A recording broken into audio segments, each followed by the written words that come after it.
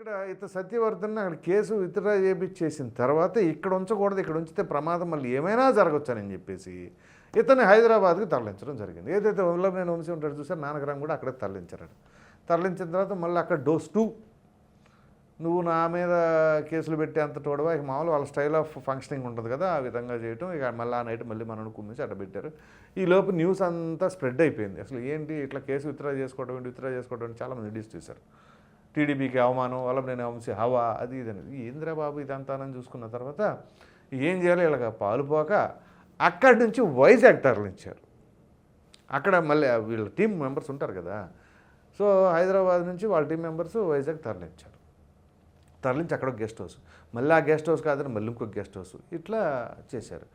ఈలోపు న్యూస్ బయటకు వచ్చినప్పుడు ఏం జరిగింది, ఇదేంటి అబ్బాయి కేసు విత్డ్రా చేసుకోవడం అని చెప్పేసి వాళ్ళ ఇంట్లో వాళ్ళకి అనుమానం వచ్చి ఫోన్లు చేస్తే ఫోన్ ఏమో స్విచ్ ఆఫ్ వస్తుంది. ఏం జరిగింది ఏంటి అని అంటే, ఏమో మరి వంశీ బ్యాచ్ ఎవరో రమ్మన్నారని చెప్పేసి అన్నారు, కానీ ఆ తర్వాత ఏంటి మరి అందుబాటులో లేడు అని. సరే అని చెప్పేసి వాళ్ళు ఏం చేశారు, ఎవరు వాళ్ళ ఫ్యామిలీ మెంబర్స్, కిరణ్ అని సత్యవర్ధన్ తమ్ముడు, అతను ఎవరో టీడీపీ మహిళా అధ్యక్షురాలు వాళ్ళని తీసుకొని కమిషనర్ గారి దగ్గర వెళ్ళారట.